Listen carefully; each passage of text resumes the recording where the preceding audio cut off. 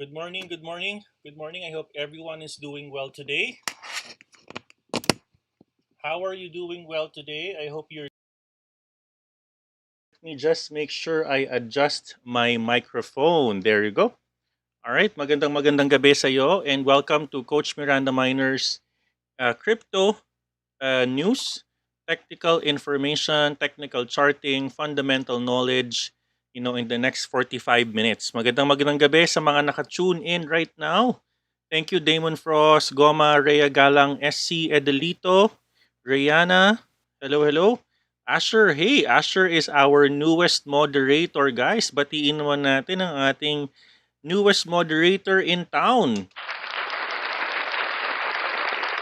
Thank you, thank you. Congratulations sa iyo, Asher. And I look forward working with you, no, kay Ports TV, kay Charles, kay Mark Summerson. Ganda ng ang ganda ng nickname, Mark Summerson. And guys, first attempt daw niya kanina mag-Halmachi, 2/2 wins. Wow! Congratulations to you. And then, welcome as well to all. And thank you as well to Official D. Sarap ng pangkape niyan. Salamat po sa iyong suporta at pagmamahal. Thank you to Argel at sa ating mga nakikinig for today. No? Alright, it's a busy night today. Thank you for tuning in and welcome. If you're new to my channel, please click on subscribe to our channel and please like this video, please, no? Para YouTube can always put up our video in their algorithm. Alright, thank you guys. So welcome again to our show. Our topic for today is about Bitcoin is actually consolidating. Where is the right entry? We will be doing some technical charting today. We have not been doing technical charting for quite some time. So Coach MirandaMiner will be doing some technical charting today. All right, let's do this. No, so before we start our official Cryptocurrency price for today, it's actually been down, no? 32,556 for Bitcoin. Currently down, although single digits volatility, currently at 6.58 and 2.6% negative, both for 7 days and 1 day and 7 days. Ethereum currently at 2,143, currently at negative 10.27% for the past 24 hours, and 7 days is at 1.16%, still positive. Ether still capital circulating supply is still $62 billion. So medyo still very solid, hindi umaakit, hindi bumababa. Binance Coin or BNB currently at $313. Still bullish on this past 7 days. However, on the past 24 hours, pina-follow niya ang trend ni Bitcoin down currently at 7.36%. Cardano is actually at negative 5.97, although 7 days is still neutral, and then Cardano is currently at $1.35 a piece today. XRP is currently at 0.6%, and then currently at 7.73% for the past 24 hours, and 6.59% for the past 7 days. Both are negative, no? Dogecoin is currently at 20 cents a piece, and then currently at 10.82, double-digit volatility, negative, no? Bagsak si Dogecoin both on 7 days and 24 hours. Medyo may pag all-time low to, no? Actually, for the past 7 days, sobrang baba nito. Negative 17% almost. So, we'll see. Polkadot currently at may pagbagsak din, nosedive, no, almost 10.6%, although still neutral over the past 7 days. If you notice this particular chart here. And then Uniswap, the 10th coin is currently at $20 a piece, 20.29. Currently at $11.76 for the past 7 days, and $12.52. 12.52%. I'm sorry about that. Negative volatility for the past 24 hours. So Solana, guys, alam niyo ba si Solana is number 12 already? And if you recall, I created a video about Solana way back May 5th. Sabi natin sa video na yon, Solana is an Ethereum killer, and way back then, 2 months ago, Solana was only ranked number 15, guys. Right now, Solana is ranked number 12 with a market cap of circulating supply of 272 million Solana. No, ang laki. Malaki to, guys. This is actually one of those highly potential. From a market cap perspective, 9 billion. No? 9 billion is really high. So we're confident that this has a good potential. Of course, Litecoin, bumaba na tong Litecoin. Litecoin is actually top 10, 11 before, but nangusa na to ni Solana. No? Litecoin is currently at 8.67 billion. Currently at $129 a piece. Still down, no? Negative 4.95% for the past 7 days, and the past 24 hours is also down. Actually, almost all of the altcoins are following the trend of Bitcoin after that decline over the past 24 hours. So, Polygon Matic is also $1.07 a piece, also down almost 8% negativity for the past 24 hours, and past 7 days is currently 2.21% down, no, versus the trend. Actually, Theta is currently at rank number 18. Wow, Theta used to be below rank 30 before. Merong potential tong Theta na to. All right, currently at $6.28 a piece, and both 7 days and 24 hours is currently down, although not much volatility. Currently just below the 5 percentage point volatility for both, no? Very good. Okay, we'll stop there. On that performance. Just a little bit of a quick news about our Bitcoin. So, stablecoin firm Circle is going public in $4.5 billion blank check deal. Let's try to read this very breaking news. No? Stablecoin, a Goldman Sachs backed fintech company focused on stablecoin development, has officially announced they're going to go public. This is going to be a very good news, guys. Okay? Under the terms of agreement, a new Irish holding company will acquire both Concord and Circle and become a publicly traded company that is expected to be listed in New York Stock Exchange under the ticker Circle, CRCL. Very good, galing. After the transaction, existing Circle shareholders will hold around 86% of the ownership of the public entity, and most likely the current owners will own 14%, which is the majority share. Ooh, Very good. Investors have additionally committed 140, almost half a billion private investment in public equity in pipe financing. I think this is really a good news, guys. We'll see, no? He is actually a developer of USD coin, USDC, the second largest stable coin after Tether. So if you recall, guys, diniscuss natin to si USDC, this one USDC coin, and you will notice that when we check on their charts, if you guys would probably recall their historical data, sila yung merong bulong-bulungan that they will be already on an IPO. Kaya pumalo to, no? Pumalo ng almost on in 1 month alone, pumalo ng almost 3 billion yung market cap nito. Samantalang si Tether, US dollar Tether is actually flat on 62 billion dollars Tether, no? USDT, no? So very, very solid trajectory. Actually, in the month of May, it was only 14 billion. Right now, it's currently at 25 million, almost 26 million, no? 26 billion, I'm sorry. So, nag-announce na sila ng ICO or IPO. They will be publicly traded, and this is really a good news because anytime that the company goes on IPO, napakaraming regulatory requirements, and it looks like, guys, it looks like USDC. This is my fearless forecast, no? Time will come that USDC will probably outplace US dollar Tether. Okay, just because they're highly regulated, no? Merong potential na safe, and lalo na kung di aayos yung issues ni US dollar Tether, baka ungusan pa yan, no? And of course, you have your BUSD, your Binance USD, no? So, marami pa tayong options, and just take note of that. All right? Bitcoin, sabi natin, Bitcoin price will likely shrug off the half a billion, GBTC unlock in the grayscale BTC unlock in July. Diniscuss na natin ito. And sabi natin, mukhang iisnabin ng mga stockholders or ng mga grayscale Bitcoin holders yung unlocking kasi malulugi sila dyan, no? Malulugi sila dyan. Right? So sabi nila, they're gonna be, we don't expect unlocks will have a significant impact to the overall market outside GBTC itself. Most of the large institutional positions who had subscribed in the in-kind before have already been unlocked earlier, no? Been locked earlier. So medyo may nauna na. May mga nauna na dyan, no? And then, maraming mga forecast. Sabi dito, Bitcoin price could hit $85,000 in months as indicators flip bullish. And mamaya we will take about that later on, no? This another news, but no one made any sense out of this. China Central Bank worried stablecoins pose risk. No, this was actually a news. Matagal na tong news na to. Actually, no, na-rehash lang to. July 1 pa tong news na to, no?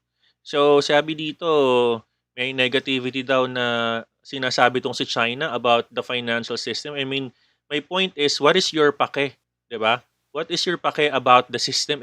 Binan mo na nga si crypto. So no one just really cared about this anymore. I mean, yes, okay, you say about this and what's going to be happening, right? I mean, you already banned the cryptocurrency. So what is this news all about? Sabi ng mga analysts, 'di ba? So we'll see, no? Pero I don't necessarily care of this news at all, to be honest with you. All right, can Taiwan become Asia's crypto haven? Hindi kaya Pilipinas, guys, no? Sabi dito, as China cracks down on crypto field, Taiwan could be an alternative Alam mo, guys, pwede, no? Pwede kasi syempre iba yung, although they're actually being claimed as a province of China, iba ang lens ng Taiwan, eh. Iba ang kanilang government lens, no? Obviously, historically, you guys know naman ang nangyayari with Taiwan and China, no? So, pwedeng potential, but we'll see. We'll see if that little province of Taiwan or the Taiwan Republic could actually be a good, center of crypto haven in Asia, right? So, another last news before we go with our technical charting today. EU to propose new agency for crypto crackdown. Sabi dito, crypto asset service providers would be obliged to collect and disclose data concerning originators and beneficiaries of transfers. Guys, this is a very good news. Explain ko lang ito na mabilis, no? Because ang nangyayari kasi ngayon, every time, and this is also a news na diniscuss natin sa US, if you remember, around middle of June, nagbigay ako ng news about Janet Yellen. Sabi ng Secretary of US Treasury, sabi ni Janet Yellen, okay, we need to start taxing the transfers of wallets, no? Kasi pag sobrang lalaki ng mga wallets, for example, there is a whale na nag-transfer from wallet to wallet. Let's say let's say $100 million, no, nag-transfer from wallet to wallet. Walang tax yun, guys. No? What they would want to do is start to taxing those transactions and transfers, no? That's one of the things that Yalan was actually proposing. So right now, sinasabi dito, the crypto asset providers would need to be obliged to collect and disclose the concerning originators to avoid money laundering. No, to avoid money laundering. Sabi dito, the European Commission and Trading Bloc's executive is proposing an anti-money laundering AMLA to take decisions towards some of the riskiest cross-border financial sector obliged entities. Of course, potential tong gawing money laundering because it's easy to transfer wallet to wallet, border to border, cross borders, no? So if I'm gonna be a very big whale, it's easy for me to transfer lang. Transfer lang ako ng cryptocurrency from one wallet to another, but the other wallet could be on Cayman Islands or in Cyprus or what have you, right? Pwedeng gawin ganun eh, no? And wala kang charge, no? But if you actually use that transfer of money in other regulated companies like MoneyGram or Western Union, ang laki-laki ng charge dyan. It's a very, very, very, very big charge. But right now, when you transfer, magkano lang ang charge mo when transferring money? But there's still gonna be a charge, pero hindi kasi laki outside. Diba? So what they would want to do right now is that they would want to start getting some reporting of these big, big, big transfers from wallet to wallet, no? All right?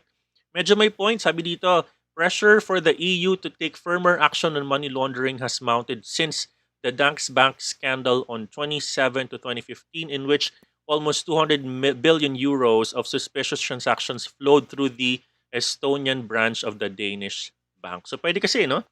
Pwedeng potential gawing padaanan ng mga money laundering, no? And by definition, money laundering means ito ay nilalabahang pera. Kumbaga, ito ay pera na galing sa other unusual means, unregulated. Sabihin na nating masama, no? Sa masamang pamamaraan, pero lumilinis ito dahil pinapadaan ito sa isang system, no, na to be honest, regular naman or legit, no. Once a dirty money is actually inserted or layered into a particular system of transactions, kumbaga lumilinis yung pera, parang nagiging malinis na pera. Kasi pag winidraw mo siya, hindi na siya mukhang galing sa masama kasi it's actually a withdrawn money from a particular account, no? So that's actually what you call by, it's actually what you mean by money laundering. May mga different types and layering, money laundering, etc., etc., etc. So yeah, we'll see about that. And of course, a lot of government institutions will be doing a lot of regulations, regulatory policies. No, they will always try to regulate something that they want to get money out of, or also protect the people. No, kausap ko si Levi, taga UK. Siya sabi niya sa akin, Coach, alam mo ba dito kami mga nagta-transact using our credit cards. Naka-receive na kami ng text from Barclays. Sabi niya, they will already stop the transaction. So if you're from the UK, I'm sure you will agree with what I've just said, no? Sinabi ng kaibigan, estudyante natin dyan from the United Kingdom, we have a student there, graduate lang niya, sabi niya sa akin, Coach, alam mo ba, receive kami ng text dito. Sabi niya sa akin, he actually have shown to me the screenshot. Sabi niya sa akin sa screenshot, Coach, ito, sabi niya yung mga banks were now being asked to, we're now being advised, sabi niya na we're gonna be stopping the use of cards for now, for funding my account, no? So ganyan. So anyways, so medyo maraming regulations, no? And anyways, let's go now to our charting. Before we go with our charting, I would just like to say this one, no? So matagal ko nang hindi ginagawa to, itong screening natin, and I'm sure someone has reminded me of this kanina sa aking when I was actually reading the YouTube videos. Bali guys, comment din kayo doon kasi I'm reading all of the comments sa YouTube videos ko. So I'm responding to almost everyone. Sabi doon, Coach, pero can you just remind us kung nagsisend ka pa din ba nung mga screeners mo? Kasi baka makatulong. I remember, and I think someone from my students also made me remember this. So, yung beginner class ko kanina, diniscuss ko to. Sabi ko, sige, let's open the screener, no? So basically, guys, this screener is from Investa. So I'll just click on cryptocurrency. Let's say I would like to do Forex. No? Or I would like to do, let's say I would like to do cryptocurrency, no? So I will just need to change the asset class, no? And I'll need to click on filters. And for example, I would like to get the overbought for parabolic play, RSI 70 on the 30 length, no? If I just click this run, lalabas yung mga immediate nating mga candidates like AXS or AXI, no? For USDT spot and perpetual. So, it's a good indicator sa mga tao na hindi na sila maghahanap ng isa-isa pa. Is a potentially good indicator for those people that would like to be aware of those that are good for parabolic play or parabolic scalping, no? So yan, we have AXS and obviously kumita tayo dyan, guys. In-explain ko na yung kahapon, we actually already earned almost 15,000 there.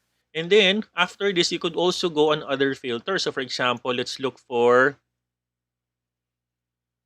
a technical description. Let's actually look for a MACD, no? MACD bullish cross. And we click on run. So ito yung mga cryptocurrency na pwede nang mag-MACD bullish cross. No, link. Actually, to be honest with you guys, itong link na to, tinrade namin to nung estudyante ko sa sa beginner kanina. Congrats sa iyo, Ferdy, ha. Congratulations, ha. Guys, nakita niya to. Kudos sa kanya. Nakita niya, sabi niya, Coach, tama ba tong entry ko? Sabi ko, tama to. Ang galing, no? Sabi ko, sige, trade as you're at your own risk. O, di tinrade niya. Ayun, kumita siya. Guys, tingnan nyo, sino pang kumita bukod sa kanya? Sino pa kayang kumita bukod sa kanya? Siyempre, kumita din tayo, guys. Di ba? Kasi maganda yung entry. So, kudos sa iyo, ha. Kudos sa iyo, Ferdy. Good job, good job. So anyways, so that is the power of the screener, no? So you actually have, although we did not trade this link down USDT, we actually trade the linked USDT, no? So you could actually use this screener, but unfortunately, meron itong charge, no? So siguro ang gagawin ko na lang, magfi-filter ako ng ganito, tapos I'll just put it sa Facebook group na lang natin. Okay ba yun, guys? Gusto niyo ba ng ganon? Gusto niyo ba nang gawan ko na lang ng ganong setup na magfi-filter na lang si coach tapos I'll just put it doon sa ating Facebook group for free para gamitin mo na lang at your own convenience, no? Pero kasi ito nagka-cut off to ng 8:00 ng umaga. So magkakaroon ito ng different reading every 8 in the morning. So since I wake up in the morning, gagawin na lang ni coach, mag-aano na lang siguro ako. Mag-upload na lang ako. Someone just needs to remind me, no? Mag-upload na lang si coach ng ganitong screener every day. So yung dalawang screener natin, RSI parabolic play tsaka MACD play natin. So we're gonna be having this kasi ginagawa ko na to before, natigil lang kasi ang dami-dami ko ng ang dami-dami ko ng ginagawa, guys. Yan, so siguro i-share nyo na rin yung ating channel para marami pa tayong matulungan tulad ninyo na kasi itong screener na to, this is 15,000 pesos per year. No, 15,000 pesos per year. Kung gusto mo bumili, di okay lang. Pero kung gusto mo na lang manggamitin for screening, di okay na yung free version. Tapos, i-ano na lang ni coach para sa inyo. You guys could actually use this. So, for example, you click on, ito yung mga available nating mga, what's this? Mga coins. No? For example, we filter based on volume. Pinakamalaking volume, let's say si NUUSDT or si BTC down USDT. So medyo sabi dito, BTC down USDT is already on a MACD formation. So pwedeng ganyan. Marami pa tayong pwedeng hanapin. So MACD bullish cross, and then we will have our premium, which is our RSI 30 overbought or oversold. Okay, overbought or pwede ring oversold. Let's say yung mga naka-RSI 30 at 30. Tinuturo ko sa mga beginners to. Tingnan mo kung siguro kung meron, tignan natin. O, meron tayong dalawa, ICP at ICP. Let's try to open this, guys. Let's try to open this one real quick. Okay, let's just try to read this.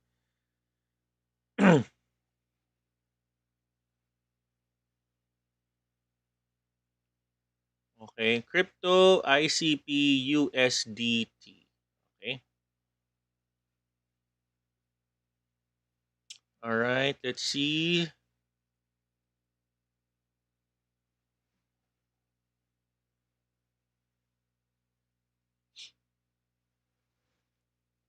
Let's try to save this one first.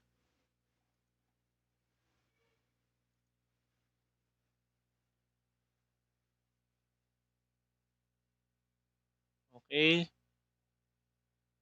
Let us do another, sabi doon link, no? It's actually link.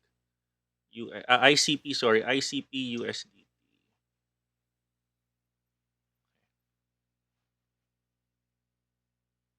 Go on a day.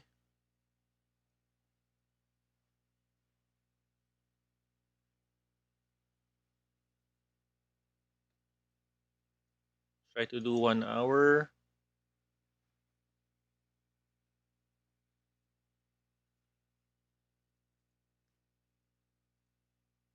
Tama, actually, RSI 30 na nga ito, guys, no? RSI 30 at 30 na siya, oh. Ayan, no? RSI 29 actually. 29. Tapos, ang potential entry mo dito, of course, nag-bounce sa RSI 30. Antayin mo na lang to mag-MACD. Just wait for the MACD bullish cross. No? And of course, kailangan mo na rin siyang i-fib, no? You need to fib this further. Medyo may pagka-sideways to. Napaka-sideways pala nito. Tagal na nagsa-sideways nito. 40, 45, yan, sideways. Pero, medyo sometimes bumabato ng false signals tong si ano eh. Pero so, we need to make sure na okay, we need to make sure na okay to. So, teka lang, mag-fib muna tayo sa ilalim. Actually, nagba-bounce lang sa 0.6. 0.618 bounce. Mukhang magba-bounce to, guys. So, mukhang mag-RSI 30 at 30 to. Tapos MACD, antay ka ng MACD confirmation. Saka sa mga estudyante ko, alam niyo na yung tinatawag nating bounce play, no? Huwag munang papasok pag hindi nakakakita ng magandang bounce play sa mga candles, no? Tapos, lagyan ng MACD confirmation. Tapos, lagyan ng MACD confirmation. And then, RSI 30 at 30, no? Mukhang bubuo to ng bullish divergence. Antayin nyo lang. Antayin nyo. Okay, let's do this, no? So, yun. ICP is one of the potential. So, gagamitin na lang yung screeners natin, guys. So, malaking tulong siguro to sa mga hindi ayaw na maghanap, no? Actually, marami pa dito. For example, aside from RSI, pwede pa tayo maghanap, eh, no?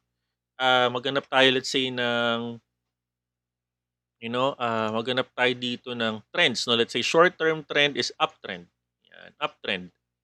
Tapos, let's try kung meron. Yan. SHIB is actually uptrend, no? Trend is uptrend. Pero let's put another filter. Sabihin nating uptrend, pero let's actually do a medium uptrend. And then let's do a MACD bullish cross. Let's see kung meron na. Mukhang wala to eh. Actually, wala nga. Okay. How about, let's do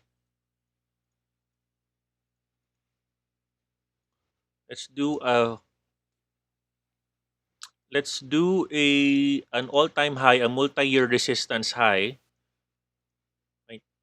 My students already know that. Wala ding 52 high. Let's do a 40% below high. Yun, ang dami. So, 40% or less below the high. So, ito ay nag-retrace ng 40%. Let's see kung may nag-10% retracement dito. Ang dami, no? Ayan. Puro USDT, mga Tether. Hindi sila pwede. Mga Tethers lang yung lumalabas. Let's do a 20% high. Ayan, no? So, you have, actually mga USDT din sila, no? Anyways, guys, maghahanap ako ng other potential filters para magamit natin lahat. And I will use the premium version para we can actually learn, no? Yung ATR, that's on that's an average actual true range. So ginagamit yan more on forex, no? Anyways, and Heikinashi is actually being used as well. So alam niyo nang gamitin si Heikinashi, ha? Alam niyo na yan. So tinuturo na ni coach yan. All right. Sige, yun ang ating unang filter. So from a filtering perspective, tayo ay nakakita na ng from a MACD standpoint, lagyan natin ng, actually, You can also use CCI, no? CCI yan. CCI will be CCI crossed above negative 100. Yan. Pwede rin gumawa ng ganyan, guys, no? Cross above negative 100. No? Cross above negative 100. Okay? So, a lot of potential options for you. All right? Okay, guys, kumita po ba kayo today? Did you all trade today? Comment down below kung kumita today. No? Meron pong pera sa negatives, no? Meron pong pera sa mga negatives. All right, before we officially start, let me actually go with BTC USDT, which is actually our dominant coin. I-chart natin ito, no? Chart natin ito ng mabilis. Let's do a actual charting, naked charting tayo lahat today, no? Naked charting tayo. So let's actually try to remove everything first. Na chart na to kanina ni Coach, no? I was able to chart all of this earlier in our potential entry. Let's actually do first a 1 day. All right, from a 1 day perspective, obviously, what we will do, my students are aware of all of this. Siguro sa ulo na nila to. All right, look for the major resistance and support. Kunin natin yan, no? And then, we actually do an indicator called BB50. We'll do a BB50 just to understand if it's actually bullish or bearish. We'll do a BB50. Just listen to this very, very carefully, no? Listen to this very, very carefully of what the steps that I'm actually doing right now. Okay? In this particular case, malapit na itong bumasag ng BB50. That can also be a signal of bullishness, no? Pero ngayon, ito pa ay still below the BB50, and this is actually throwing me some chills kasi parang kinikilabutan si Coach, parang magbe-break up na to, no? Mukhang aakyat na to, very matagal na to, guys. This consolidation is already hinog na. Hinog na tong consolidation na to kasi yung nakaraang consolidation from a date range perspective, inabot lang ng almost ng 39 days lang 39 days, itong consolidation na to, inabot na to ng almost 51 days na. So, overdue na to consolidation na to. So, of course, we already have this in place. Galing ko na sa BB50. After this, we actually go with our 1 hour because I am a day trader. Sabihin ko nang I'm a day trader, well, we're gonna be doing a 1 hour.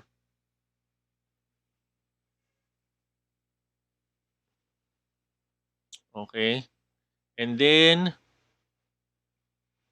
alright, of course, you have your 1 hour and then kukunin natin itong retracement na to, no? Kukunin natin yan. So, ang gagawin natin dyan, potentially, we could actually even put a retracement from here to the bottom. Pwedeng ganyan, no?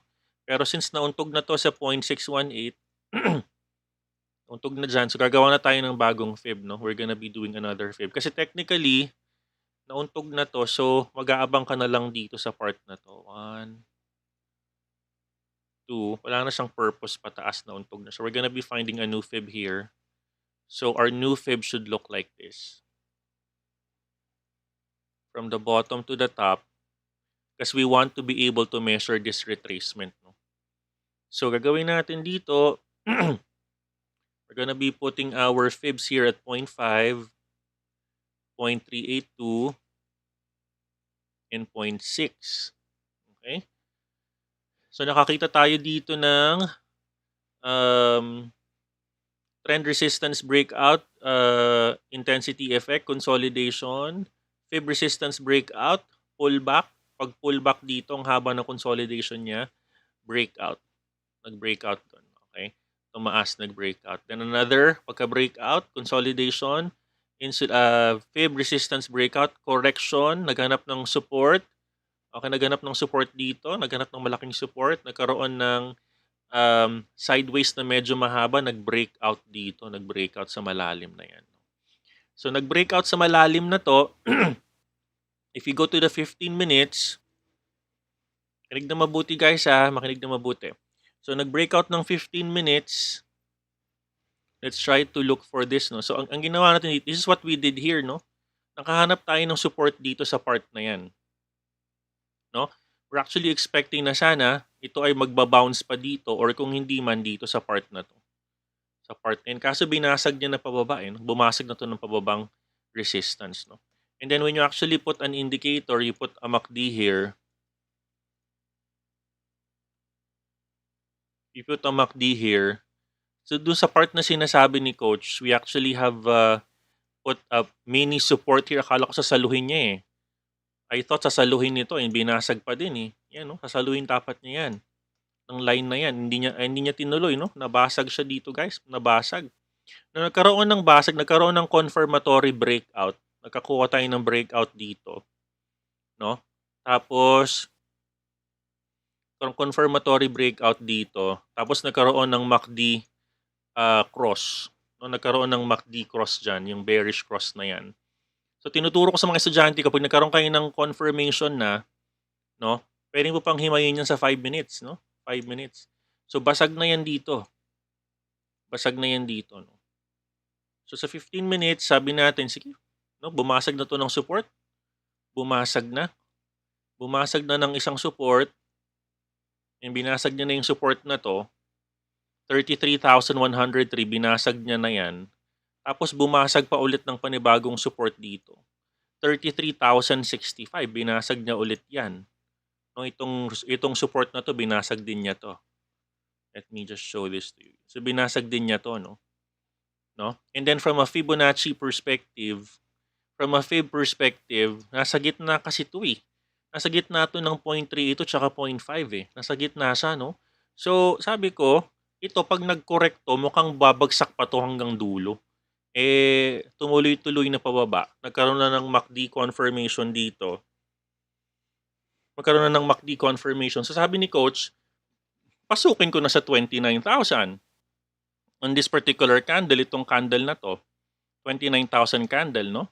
So, we're actually able to enter this particular formation. Sabi ko, 32,900, kailangan ko ng pasukin to. No, 32,900. I think I need to enter this already.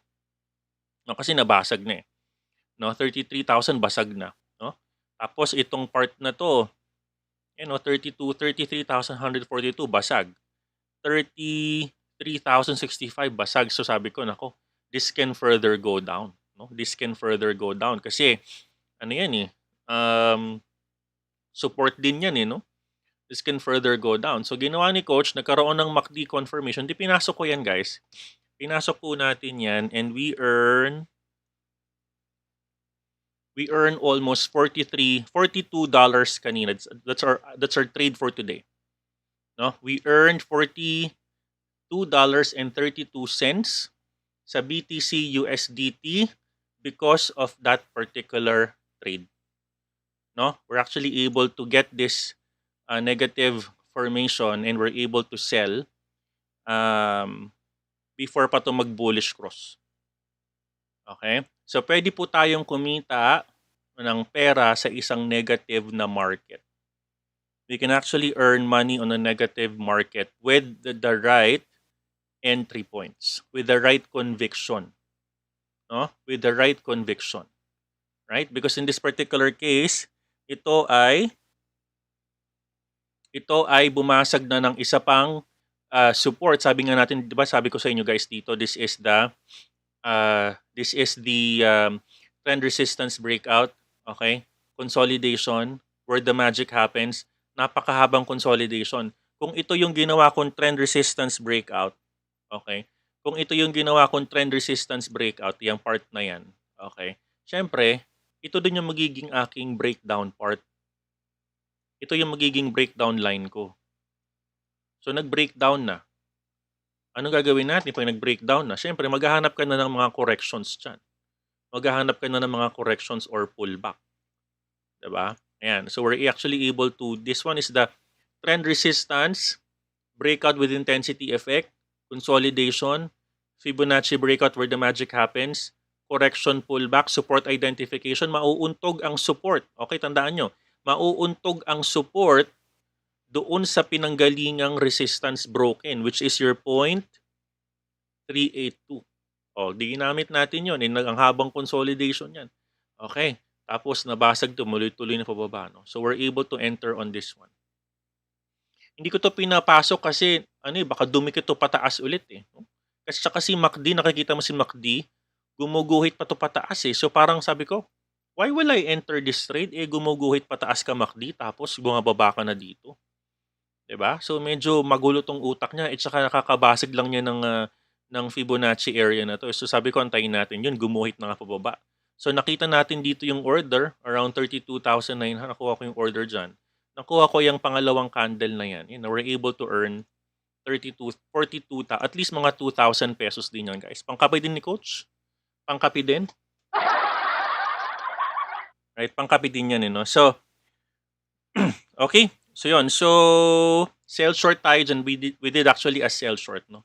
We did a particular sell short on this trade. Alright. So, marami pa tayong trades. So, pakita ko lahat sa inyo. Actually, hindi lang naman to yung trade natin, no? Ito yung isang trade natin, pero tatandaan ninyo, si Coach, nag-trade na sa ganito. Ang dami ko nang ginawang trades dito. So, I think this is here. Ayan. Ayan yung aking isang sinave na chart. So, kumita na tayo dito ng main. Actually, link to. Sandali lang. This is link. Let me do a...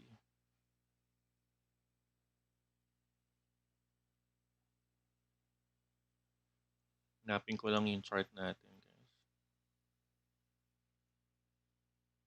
This one, oh, yan.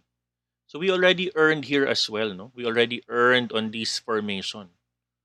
No? And this is actually our 7th profit already. So, kayang-kaya niyo yan, guys, no? Basta makikita mo lang dyan yung mga breakdowns, breakout. So, if you've noticed, hindi naman nag-trade si Coach from here to here, ang haba ng no trading day niya, no? So, because wala naman tayo nakikitang potential entry at saka basis si Coach. Pero pag mga ganyan bumabasag na, diyan ka malakas kumita, bumabasag pa baba, bumabasag pataas.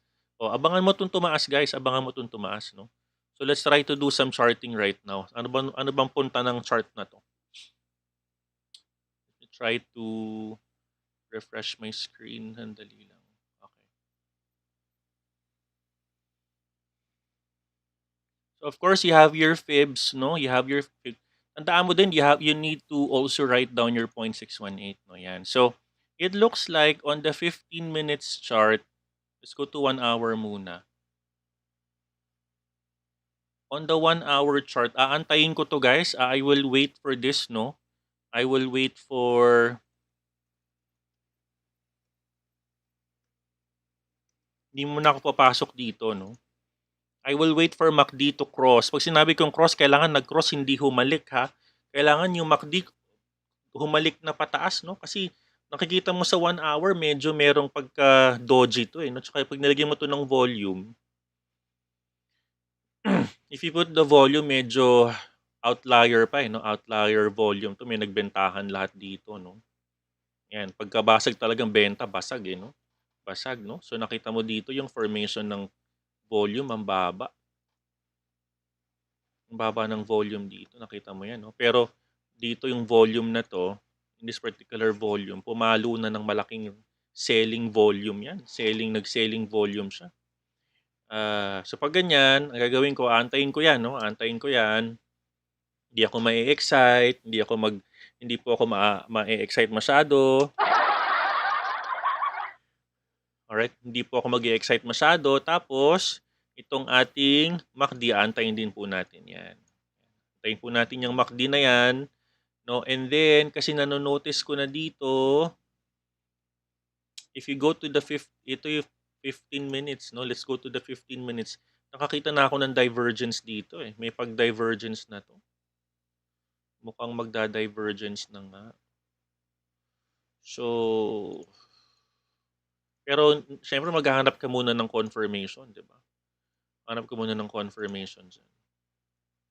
Nakakita na si Coach ng mga convergence, no? We're seeing convergences already. So, yan, tawag diyang kanang kamay, no? So, mukhang ano to?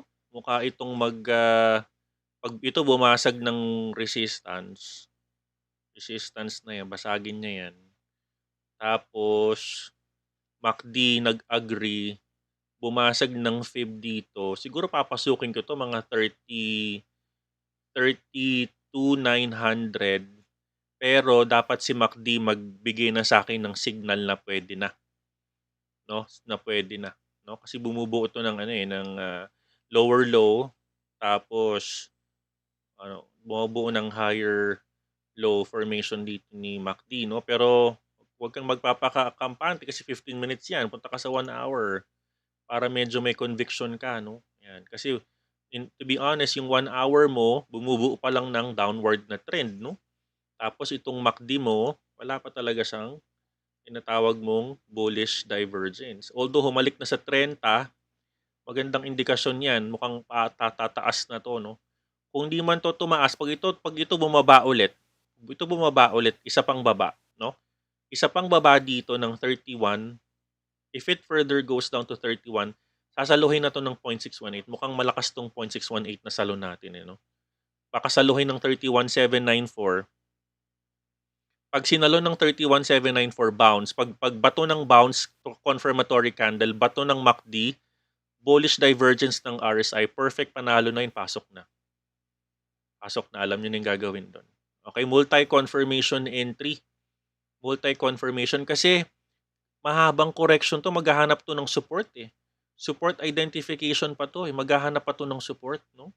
Tapos actually nagsusupport na nga siya sa point, it's actually supporting sa 0.5 sa 32,000 pero bumubulid eh, gumuguhit eh, no? Pag ganyan gumuguhit, baka wag mo nang pasok, no? Pagantay muna ng multi-confirmation. Ayan, actually nagbubuo na ng green. Nagdi-green na siya. No? Antayin mo ng full confirmation saka mo pasukan, no? Alright? Tapos, ano pa ba? Kasi kanina pa to eh, pumapalo ng 32, nagiging 32,900. Medyo may pag-fake eh, no? Nakita mo naman dito, no? Nakita mo tong formation na to. Bumuo siya ng green candle pero si MACD selling pressure pa din. Di ba? So, pag ganyan, pag dodgy yung candle, huwag kang pasok ng pasok. No? Kasi naka-selling pa, nakita mo selling, di ba? Selling volume pa din, no? Yan. So, mukhang si RSI talagang mukhang tatalbog lang sa 0.30 over sold territory. Okay? Meron ba natutunan today bukod sa pagchichikahan dyan sa may chatroom? Nakikita ko mga chikahan ninyo Okay? So meron ba natutunan today, guys? Type number 1 naman kung may natutunan. Para at least nag-guide ka ni coach, no? Kahit hindi ka uma-attend ng klase ko. No, tumawid na, guys. Tumawid na. Nagkaroon na ng confirmation. Pero 15 minutes 1 hour na to. 1 hour. Ayan. Antayin mo na lang yan. Antayin ka muna ng breakout sa fib line before mo pasukin. Ayan, nag-crossover na. Diba nag-crossover na? Ayan, crossover. Diba? Ayan. Kita mo yan? Diba nag-crossover na si MACD? Tapos nakita mo dun sa guhit ni buying pressure? Di nagkaroon na siya ng buying pressure dyan. Di indication mo na yan. Tumaas pa lalo. Yun. Very good. Murad kung napasok mo. Huwag mo na pumasok. Antayin mo muna isa pa. Antayin mo pumasok. Diba? Ayan. Kailangan mag-breakout sa line na to. Kailangan magbasag yan dyan. Pasok ng pasok. Kailangan magbasag ng Fibonacci pataas, no? Para confirm na ang basag ni BTC. Ayan, as it happens, sa harapan ninyo, tumatama yung forecast natin. Pag bumasag ng halik, tataas talaga yan. Ayan.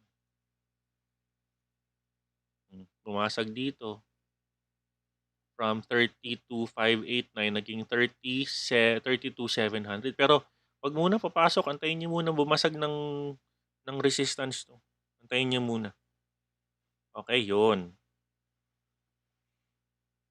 Maliwanag na anatomy daw. Oy, G, oo nga. Maliwanag na maliwanag. No? Siyempre, kumita ka ba naman ng 2,000 for the day habang nagtuturo ka at habang ikaw ay tumutulong sa meron pala akong estudyante kanina na ako ay nagpapabatanggenyo yung aking accent. Ang lakas makahawa ng ganong accent pero ang cute kasi ng accent na yun, no? Si Ruan na-miss ko yun si Ruan na yan. So sana tuto kayo, no? Para kahit hindi ko kayo estudyante, marami kayo natutunan, wag pasok ng pasok, no? Ayan, Thursday ang ating Technician Day. Announce ko lang, no? Every Thursday, we will be doing some technical charting para mag-guide kita. Every Friday, I'm going to do some, hindi naman palo, no? I'm going to do some MirandaMiner Real Talk every Friday once a week. Every Friday once a week magkakaroon tayo ng real talk with Coach MirandaMiner. Kung gusto mo ng sermon, gusto mo ng reminder, gusto mo ma-motivate, yung gusto mo ma-motivate, pasok ka lang sa Friday. Ngayon, kung gusto mo naman magkaroon ng kita ko na ngayon, nagbubuo na ng doji. Yan. Huwag mo nang pumasok. Antayin nyo muna tumaas yan. Okay, so pag Friday, magkakaroon tayo ng Real Talk with Coach MirandaMiner. Pag gusto ninyong what's this? Gusto ninyong medyo maliwanagan ng buhay nyo, attend kayo ng Friday. May gigisingin ko yung mga diwa ninyo. Tapos Saturday, guys, i-remind ko lang po, sa Saturday, meron tayong special guest from the United States of America. We're gonna be having an interview with a Bitcoin hodler. We're gonna be doing a real talk with a Bitcoin hodler crypto night live on Saturday. Abangan nyo yan. We will interview ano ba ang iniisip ng isang Bitcoin hodler. And of course, every Thursday, technical charting Thursday, real talk Friday, crypto night live Saturday. Parang ang ganda pakinggan nun na. Okay, technical, 'di ba mga moderators, ang sarap pakinggan. Technical Thursday. 'di ba? Technical Thursday. Technical charting Thursday. Tapos real talk Friday. Tapos crypto night live Saturday. Ang galing na medyo aha moment si coach. Same time, same channel, no? 10 PM dito lang sa channel natin. Kung gusto mo talagang magising yan diwa mo, gigisingin talaga kita. Nako, siguro pakinggan mo yung mga last crypto night, yung mga last real talk ni coach. Sana nagustuhan niyo yun. We will always have that something, mga pabaon ko sa inyo ng weekend, no? Tapos sorry kung minsan nagiging sermon, kasi minsan kailangan sermonan ko kayo, kailangan bigyan ko kayo ng pangaral, no? Kailangan magising ko yung lens ninyo sa buhay, kasi minsan trade ng trade, natatalo. Trade ng trade, natatalo. Bakit? Kasi hindi na emotion, 'di ba? Emotional trading, ano nangyari, no? Na hype. Ano nangyari, hindi ng journal. Kahit ulit-ulitin na lang ni coach, hindi naman sinusunod, mananalo. Asa ka pa mananalo? 'Di ba? Minsan kailangan ng ganun, Kailangan ng mga ganung mga pa-reminder, yung mga konting palo, 'di ba? Palo sa inyong kuya, no? Sa inyong kuya, o pwede mo na sabihin tatay kung nasa 20s ka pa lang, no? Kailangan minsan ng ganun, kasi sa buhay natin, sa pagiging trader, we need to have that level of pagalit. Kasi kung walang magagalit sa inyo, hindi kayo papagalitan, hindi kayo matututo. 'Di ba? Hindi kayo matututo, 'di ba? So 'yon, so tune in lang kayo. Magandang anina. Technical Thursday, gagawan ko ng material 'yan. Technical charting Thursday. Real Talk Friday at Crypto Night Live Saturday. Ayan. Tapos siguro mga moderators, kapag Sunday, alternate naman, no? Kayo muna magsasalita dito sa Sunday. Kayo siguro muna magsasalita. Invite ko kayo mag-guest host naman dito sa Coach MirandaMiner, no? And batiin ko na rin ang ating mga team leaders, ang ating mga committee leaders sa moderator team, sila Choi sa sales and marketing together with Nida and Joms, no, and the rest of the team. Sa ating investments team, sa ating business team, sila Nico, si Joy, tsaka si Goma and everyone else, no? Tapos sa ating learning and fun, sila Jen, tsaka si Gab, tsaka sa ating mentoring team, si Rad and the rest of the group. So, thank you sa inyo guys, at welcome din natin ng ating pinakabagong moderator, si Alfie. Kamustahin naman natin. Hello, thank you Alfie for joining, and thank you for your support. Thank you. All right. Okay. So, let's do siguro from here, no? From here, Clark, truth hurts sometimes, pero sabi nga nila, so you need to accept the truth pill, no? You need to accept the truth pill. Kasi kung gusto mong kumikita talaga, hindi kailangan, guys, sinasabi ko sa'yo, talagang pwede kang pakitain ng crypto. Pwede talaga, guys. Kailangan mo lang talagang makinig. Kailangan mo lang talagang maging seryoso at disiplinado, at talagang open your mind talaga. Okay? Okay, let's wrap this baby up, no? So sana you have learned a lot. So from ating charting, wag muna sigurong mag-scalping at this level, no? Wag po muna magsa-scalping pag ganitong bumubulid si si price range sa Fibonacci price na 'to, 'wag po munang scalping sa ganitong itsura ng formation, 'no. Meron pong fina-follow na sistema ang scalping na mas maganda at profitable po. Okay, mas profitable po 'yun, okay? So pakinggan po niyo 'yun, ha. 'Wag po munang scalp ng wala pong magandang confirmation, 'no. Kasi 'yan, nagkakaroon na naman ng pag-sideways 'tong si BTC. Sabi ko na nga, 'wag munang tingnan mo, pumapalo lang sa 32,000, 'no. Talagang kailangan talaga niyang mag-breakout kasi kahit nag-breakout na siya, guys, napansin ninyo, kahit nag-breakout na siya sa plan na 'to, hindi siya umuungos sa point sa points, 0.5. Hindi siya umuungos pataas, eh. Kailangan niya umuungos pataas, guys. Ayun yung major resistance area natin, tsaka magandang part ng Fibonacci resistance 'yan. Okay. Guys, with that said, maraming salamat. Medyo maganda yung audience natin, 266 today. Maraming salamat sa iyo, and please keep it locked in sa ating channel, please. And guys, by the way, sa aking mga estudyante, no, ayan, trading talks malapit na po, by invitation only. By invitation only. If you got my invitation, you are invited. We will be having a lot of, very simple discussion lang yan. I just wanted to say hi sa mga estudyante natin, hi sa mga maging estudyante ko, kakamustahin ko kayo. We'll have some raffle, some reminders from coach, and I look forward seeing you there, pati yung mga teams ninyo. Okay? And then, keep on learning. Okay? Keep on learning. Okay? Marami pa akong announcements very, very soon. Guys, with that said, maraming salamat po sa inyong lahat, sa inyong pagmamahal, sa inyong suporta. Please like the channel, like the page, and please subscribe. We already have 19,000